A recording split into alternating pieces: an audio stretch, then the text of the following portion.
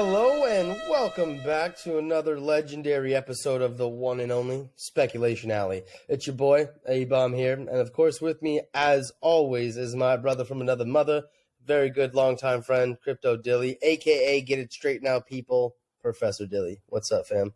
What up, dude? I was listening to some Twitter Spaces. I heard that you have the goods, if you know what I mean. I have some goods, I do, yes. A physical one-of-one Beeple hoodie. So, yeah, crazy. I don't know how I got this. It's like I don't know, stumbled into a big old pile of just poop and money mixed in with the poop, I guess, right? I love it, dude. Well, I think today's topic is actually going to blow some minds. So today we're actually going to be talking about a lot of different reference points that I think are going to collide on the same date. And I think we've figured out where that collision is actually going to happen. So in the course of this video, I mean, really, I want to start with the Applied Primate engineering announcement that was made about their mint that's coming up. And they're going to have allegiance passes. These allegiance passes are where you choose a side, whether you're siding with Applied Primate or you're going to side with the Simian path. Now, the reason that I think that this is such an amazing announcement is because this actually coincides, the mint coincides with what is happening with the summoning and the trial of Jimmy the Monkey. So I'm going to pull up some different reference points real quick, just so that way this comes full circle. But you can see in the MD versus MM website, the mech types are actually revealed in late March. This, with the allegiance passes for Applied Primate engineering, they say that megabots are coming in late March. Now, with that happening in late March, we also have what we know is the second trip of the other side is also happening in late March. Okay, so there's a crash course of a collision that's happening of all of these different dates actually coming to a head in this one, point in time. And that is with this next trip. Okay. Now, what I think is going to happen and what I'm seeing is that there's a lot of different like robots or mechs or different things like that. But before I get carried away on that, I know that you have some insight into what you think is going to happen with all these different collisions as well. Yeah, so, I mean, we've discussed it in the past, sort of like this one cataclysmic event that sort of ties all these worlds together. It seems like the summoning could be that, and they all serendipitously happen around the same exact time, late March. Now, my question was, what's going to happen on the second trip?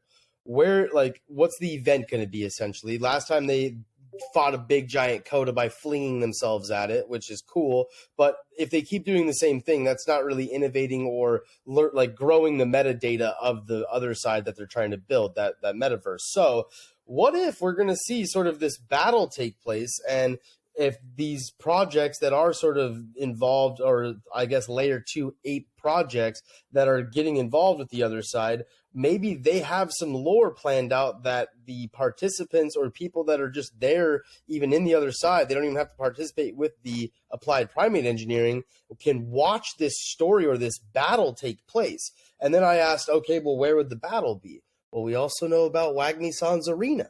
So I was like, that makes kind of a serendipitous of like another opportunity for this event to take place in a new location that we have yet to see, but that we kind of know about because of our sleuthing. So the last thing is, like, how does Wagmi-san tie in any of this, and what do we get? And the biggest shout out I want to give is to Gucci, because to get all of these different PFPs that have extremely unique characteristics, let alone every single one of them is a one of one, that takes a lot of time to process and build out. So what would be an easier step to get a lot more people onboarded into the other side to see if it can handle that would be to just do mechs, do all these basic robots. And the one thing that would make them unique, which this could be a little bit of a Wagmi-san twist for the Burn King for PFP, would be our TV head mech, which we saw, which your PFP, my PFP were featured on in the actual lore. So now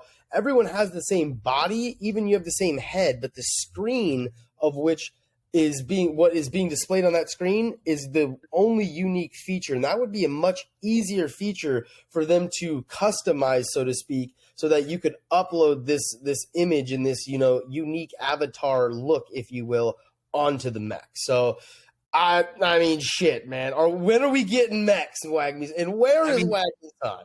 And that's the thing. So, I mean, we know that Wagmi-san's in the other side, right? So this would be a perfect collision where we actually get reintroduced to Wagmi-san in the other side. But most importantly, I think you nailed it. Like, all these mechs, like, why is there every project is basically like saying, okay, we're going to do mechs. Megabots are coming.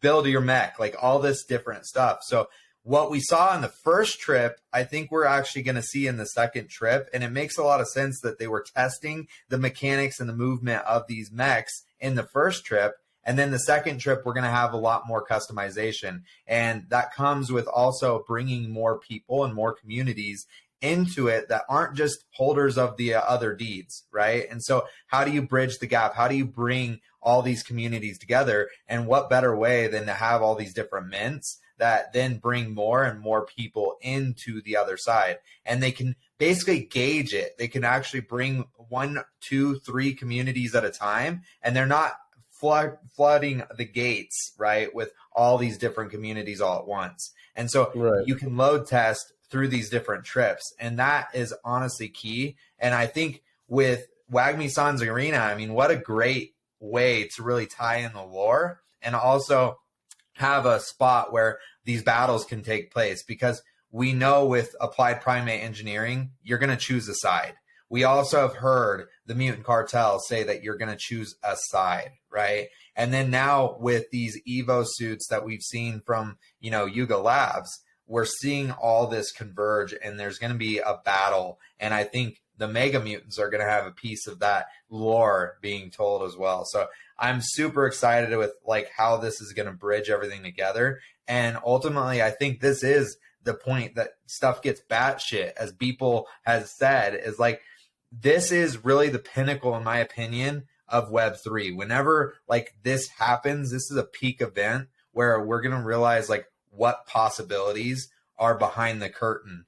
And this platform, this is, I'm making a big bet that this is going to be revolutionary and obviously life-changing for not just us, but like this is going to garnish a lot of attention from the outside world as they're successful with onboarding more and more communities. And this becomes more of a real like thing, not only a marketplace, but an ecosystem where people can participate and actually like live their digital life and collect goods within it and feel like they have social currency within a game, but also be able to build out their own worlds within a platform that is game-like.